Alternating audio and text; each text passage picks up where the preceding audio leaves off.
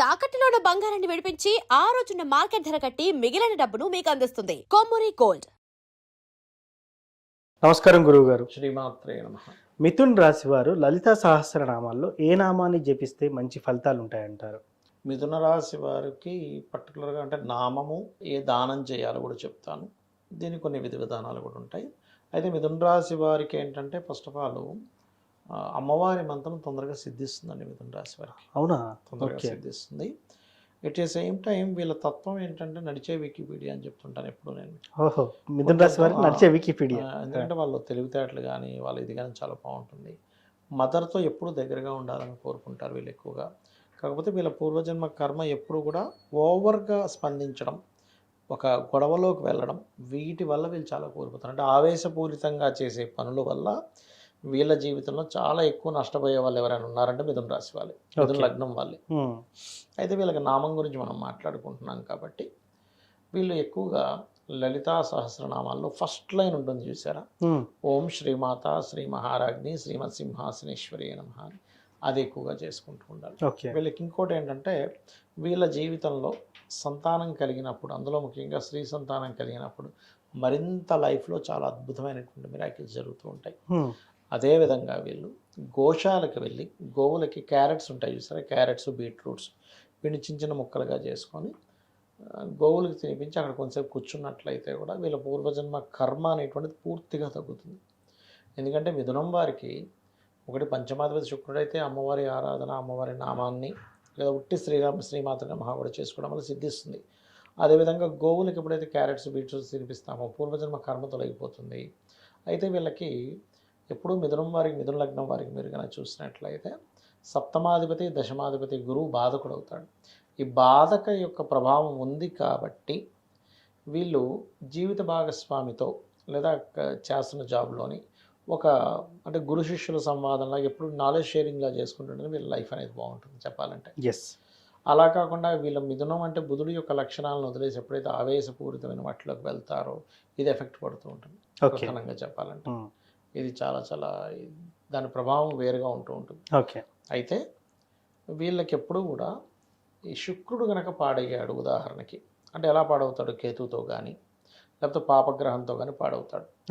శుక్రుడు సర్వసాధారణంగా కేతువుతో కలిసి పాడయ్యాడు అనుకోండి, అప్పుడు వీళ్ళు ఇంకొక నామం జోడించుకొని నామాన్ని చేయాలి.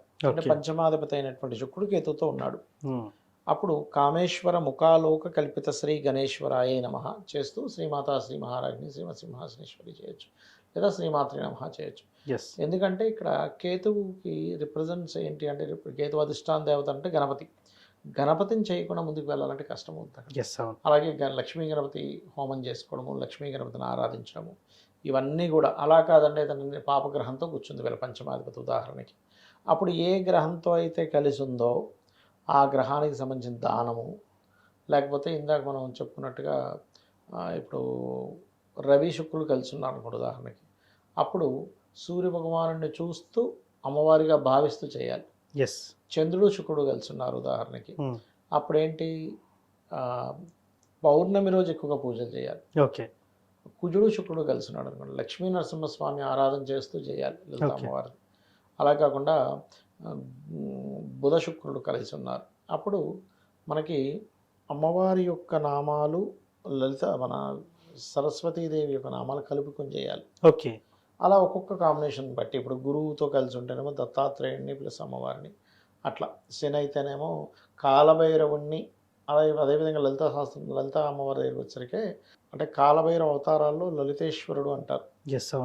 అతన్ని లలిత అమ్మవారిని చేసుకోవచ్చు, ఆ రకంగా చేసుకోవచ్చు. రాహుతో కలిసి ఉంటే దుర్గాదేవి స్వరూపంగా లలిత అమ్మవారిని భావిస్తూ చేయాలి. ఇట్లా ఒక్కొక్కటి అంటే మీకు పంచమంలో ఉండే గ్రహాన్ని బట్టి మంత్రం మారుతూ ఉంటుంది. స్పెసిఫిక్గా మీ జన్మజాతకంలో ఏ కాంబినేషన్స్ ఉన్నదాన్ని బట్టి మారుతూ ఉంటుంది. బట్ నాకు ఇవేమీ తెలియవు అనుకునేవారు మిథున రాశి వారు లేదా మిథున లగ్నం వారు లలిత అమ్మవారి నామాల్లో మనం మొదట్లో చెప్పినట్టుగా శ్రీమాత్రే నమః లేదా ఓం శ్రీమాత శ్రీ మహారాజ్ని శ్రీమత్ సింహాసనేశ్వరి నమః చేసుకోవచ్చు. సార్ ఏది ఏమైనప్పటికీ కూడా ఖచ్చితంగా అందరికీ వ్యక్తిగత జాతకం ఇంపార్టెంట్. వ్యక్తిగత జాతకం ఆధారంగానే ఈ రాశి ఫలాలు గానివ్వండి, జాతకం లేని వారు కూడా ఏం చేసుకోవాలంటారు? చాలామందికి జాతకాలు ఉండవు. కొంతమంది పూర్వం కొంతమంది రాస్తారు, కొంతమంది రాయరు. సో అలాంటి వారు మరి వాళ్ళ ఐడెంటిటీని కనుక్కోవడం ఎలా? అంటే వాళ్ళ వ్యక్తిగత జాతకం కనుక్కోవడం ఎలా అంటారు? అంటే ఒకటండి, వ్యక్తిగత జాతకం అనేటువంటిది వాళ్ళు వాళ్ళు పుట్టినటువంటి డేటు, టైము, ప్లేస్ని బట్టి తెలుసుకోవాలి ఒకటి. రెండవది ఏంటి అంటే ఈ అసలు జాతకమే లేదు కానీ లలిత సహస్రనామాల్లో ఏం చేసుకోవాలంటే ఒక్కొక్క దానికి ఒక్కొక్క నామం ఉంది ప్రత్యేకంగా. ఇప్పుడు చూడండి, ఎవరికైనా సరే కెరియర్లో సెట్ అవ్వాలి బాగా, అలాంటి వాళ్ళు ఓం మాణిక్యం ఒకటాకార జానద్వయ విరాజితాయ నమః చేసుకోవచ్చు. లేదంటే బిజినెస్లో ఇంప్రూవ్మెంట్స్ అవ్వాలి, ఓం ఇంద్రగోప పరిక్షిప్త స్మరత్వనాభజంగికాయ నమః. ఈ ఇంద్రగోప పరిక్షిప్త నామం ఏదైతే ఉందో వాళ్ళ లైఫ్లో అంటే వాళ్ళ జాతకంలో 11th హౌస్ పాడైంది అనుకోండి, ఇది చేసుకోవడం ద్వారా హ్యాపీనెస్ అనేది పెరుగుతుంది, సక్సెస్ రేట్ అనేటువంటిది పెరుగుతుంది. అది అదేవిధంగా మరొక విషయం ఏంటంటే ఒక్కొక్కసారి కొంతమందికి అనారోగ్యంతో బాధపడుతుంటారు చిన్నప్పటి నుంచి కూడా. అలాంటి వారు ఓం సర్వవ్యాధి ప్రశమని సర్వమృత్యు నివారిణి అగ్రగణ్య చింత్యరూప కలికల్మషనాశిని నమః చేసుకోవచ్చు. ఇలాగా ఎవరెవరు దేనికి సంబంధించి చేయాలో దానికి సంబంధించి చేసుకునేటువంటిది ఉంటుంది. అదేవిధంగా మరి కొంతమందికి ఫైనాన్షియల్ ఇబ్బందులు ఉంటాయి. అలాంటప్పుడు ఓం ధర్మాధ్యక్ష ధనాధ్యక్ష ధనధాన్య వివర్ధిని నమః. అంటే ఇక్కడ ఏంటంటే వ్యక్తిగత జాతకంలో కనుక 2వ భావం పాడైంది అంటే ఫైనాన్షియల్ హౌస్ పాడైంది, అప్పుడు ఈ ధర్మాధ్యక్ష కానీ లేకపోతే ఓం సంపత్కరి సమారూఢ సింధుర ప్రజ సేవితాయ నమః కానీ చేయొచ్చు. ఇలా ఏంటంటే ఒకటి ఇక్కడ చాలామంది ఇప్పుడు మీరు అడిగినట్టు కొంతమంది ఎట్లా అడుగుతారంటే, ఏమంటే నేను ఎప్పుడు పూజలు చేయను కానీ ఇప్పుడు నాకు కష్టం వచ్చింది కాబట్టి దేవతను వెళ్ళి అడిగితే నేను స్వార్థం కోసం అడిగినట్టు ఉంటుందేమో అనుకునే వాళ్ళు చాలామంది ఉన్నారు. ఎస్, అవును. నేనేమంటానంటే ఒక తల్లికి బిడ్డలు ఉన్నారు, 4 బిడ్డలు ఉన్నారు. ఒకవాడు తల్లితో పెద్దగా కనెక్టివిటీలో లేడు, మిగతా 3 బాగానే ఉంటారు. కానీ వీడికి ఆకలేసింది, ఎవరిని అడగాలి? తల్లినే అడగాలి. తల్లి ఏమైనా నువ్వు సరిగ్గా కమ్యూనికేషన్స్లో లేవు కదా నీకు పెట్టను అంటుందా? అన్నది కదా. అన్నది కదా. అందుకని తల్లిని అడగడంలో తప్పు లేదు. అయితే నువ్వు అడిగేటువంటి దానిలో ధర్మబద్ధమైంది అయి ఉండాలి ఆ కోరిక.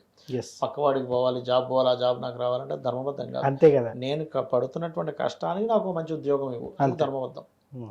అలాగా చాలామంది ఏంటంటే కొన్ని నేను మొన్న కూడా ఒక జాతకం చెప్పినప్పుడు అతను అదే అంటున్నాడు. ఏమన్నా సార్ నేను ఎప్పుడు చేయను, ఇప్పుడు చేస్తుంది, ఏదో దేవుడిని స్వార్థంతో అడిగినట్టు ఉంటుందేమో. అలా అనుకుంటాడా సార్ దేవుడు? అనుకోడు. ఎందుకంటే తల్లి ఎప్పుడైనా అనుకుంటుంది, అనుకోదు. వీడి స్వార్థంతో నన్ను అన్నం పెట్టమని అడుగుతున్నాడు, వీడి స్వార్థంతో నన్ను కూర వండమని అడుగుతున్నాడు అనుకుంటుందా? ఆనందంగా పెడుతుంది. ఇంకా అవును, అరే ఇంకో ముద్ద వేసుకోరా అని పెడుతుంది. అలాగే భగవంతుడు కూడా నీ యొక్క కోరిక కనుక ధర్మబద్ధమైంది అయితే ఆనందంగా ఇస్తాడు, నీ కోరిక ధర్మబద్ధమైంది కాకపోతే ఇప్పుడు అనడానికి రామాయణంలో ఒక వృత్తాంతం కూడా ఉంటుంది.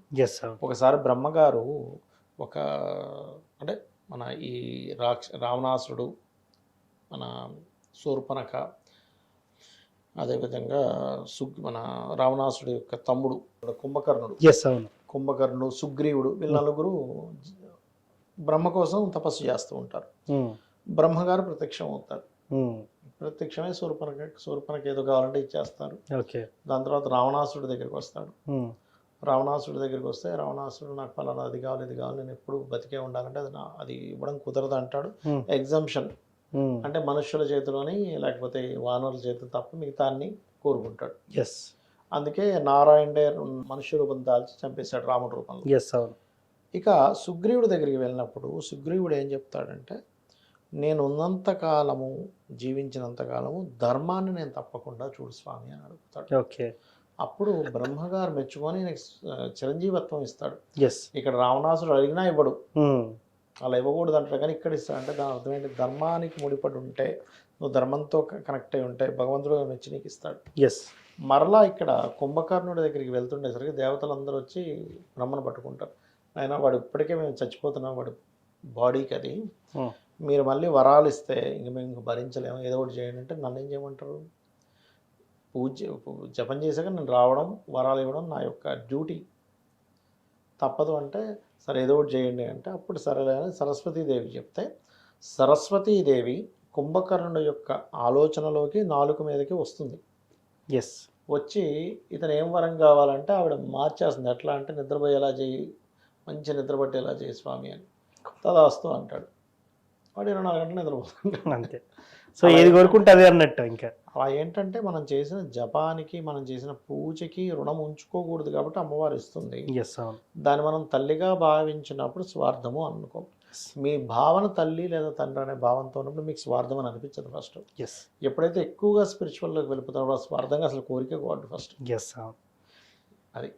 సో ఏ లలిత సహస్రనామంలో ఏ నామాన్ని చదివితే ఎటువంటి ఫలితాలు ఉంటాయి, అదేవిధంగా జాతకం లేని వారు ఎలా జాతకాన్ని తీసుకొని ఐడెంటిఫై చేసుకోవాలనేది ఫుల్ క్లారిటీగా ఇచ్చారు సార్. ధన్యవాదాలు. శ్రీమాత్రే నమః.